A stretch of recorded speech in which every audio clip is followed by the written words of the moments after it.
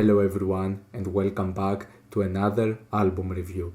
And in this video I'm going to review Land of the Blind by State of Mind. The legendary drum and bass New Zealand duo is back with a new album. State of Mind have done some incredible works in drum and bass over the past years, especially with their debut back in 2006, Take Control.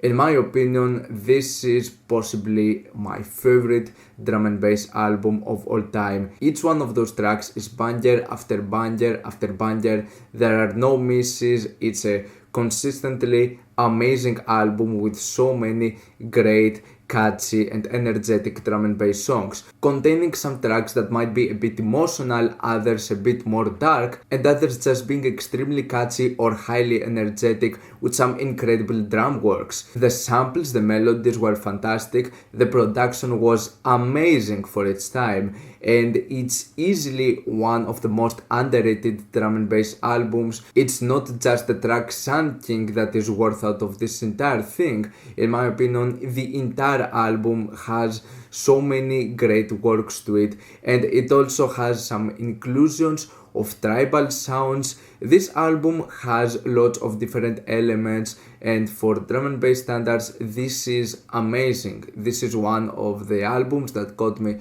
into drum and bass, and it's just amazing from start to finish. State of Mind have developed their sound over the years, and now with their newer releases they're one of the artists that go into the sound of neurofunk, the new subgenre of drum and bass that consists pretty much of the elements that are mostly known from drum and bass standards, but mostly consist of some really heavy and nasty bass lines. This is a sound that other artists have moved on as well, like Current Value and Blaqck Empire.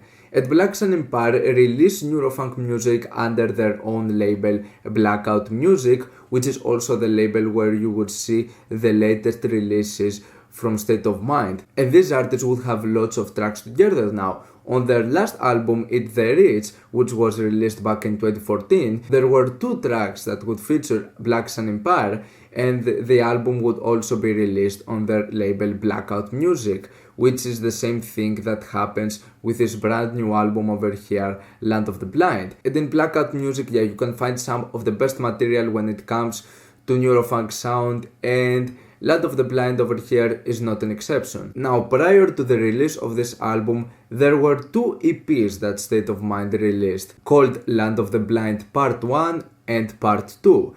And some of the tracks contained in these EPs would also appear in the album. Instead, the entire first EP, all of the 5 tracks, are contained in this new full-length album, and the 2 last tracks out of part 2 would be contained in the album. So we're talking about 7 out of the 13 tracks of this album being released previously. So I'm going to talk about the EPs first. Land of the Blind Part 1 is amazing. It's an incredible EP, and I don't know why I didn't listen to this sooner, because this has definitely become one of my favorite drum and bass releases on EP from this decade. This EP has some of the best tracks State of Mind have ever written, especially on this kind of sound, and it definitely makes for some of the biggest highlights out of the album. The track Writhe is possibly my favorite one out of the entire album. This track is amazing, from its captivating melodies to the weird robotic vocals to the most insane and nastiest bass lines out of the entire album. Then the tracks Foul Play and Lockdown are also 2 really good moments out of the album and out of the EP as well. They're 2 incredible tracks. I love the sampling work, I love the production, I love the sounds on these things. They're pretty incredible tracks. Possibly the only weakest moment out of the EP, I would say, it's the track with Blacck Empire, Bottom Line. I think it's a quite good song, but in my opinion it needed more energy to it. It could have been even better.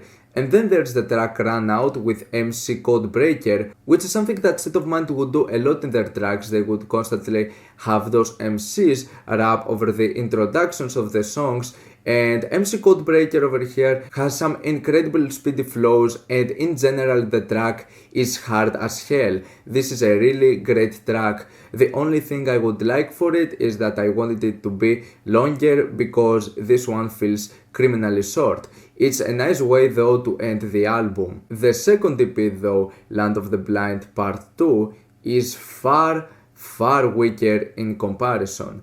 I don't think it's a bad EP, but definitely the tracks that there are on this EP are not as gratifying or that memorable. And even the two tracks that are presented on this thing, Preset 42 and Mr. Hanky featuring Neon Light, I think they're quite good songs, but not two of my highlights out of the album. Though what I like from the track Preset 42 is that it's actually the most atmospheric and the most chill track out of the album. It's the one that doesn't go to this nasty and really heavy neurofunk direction. Instead, it goes more into the liquid drum and bass side of sound, and the sound that you would mostly see out of the first releases of State of Mind. And I think it makes for a good throwback, but the track itself is not as memorable and as gratifying as some other moments on this album. Apart from this thing though, getting into the full album, the full experience, it has some great highlights. Like I said, everything that is contained out of the first EP deservingly lands into this album because we're talking about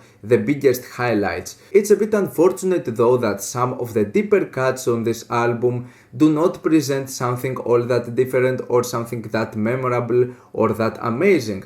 I think that each track over here is quite good. There are some nice moments, but none of them could be a highlight for me. Tracks like Psychopath, Chain Reaction and Doomsday are typical neurofunk tracks. They're pretty standard by the numbers, they're decent tracks.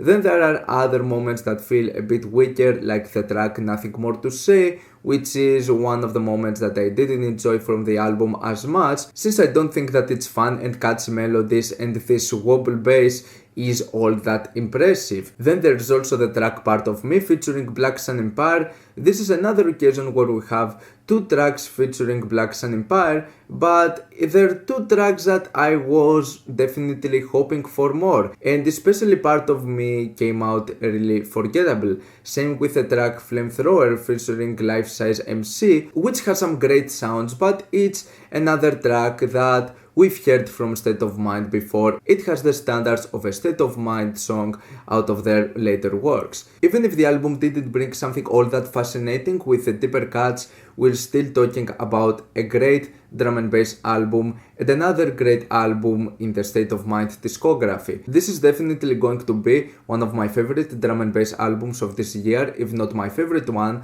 I really like lots of the tracks that are presented over here. I wish that we would have even more standout moments, but for what it is right now, this is a pretty solid experience. Another fair and decent neurofunk drum and bass work from these two legends.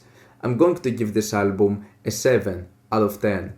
What's your opinion on this album? Like it, dislike it, why, and what do you want me to review next time? Let me know down in the comments. Leave a like if you enjoyed the video, subscribe for more content like this. Thank you for watching, and I'll see you all in the next video. Goodbye.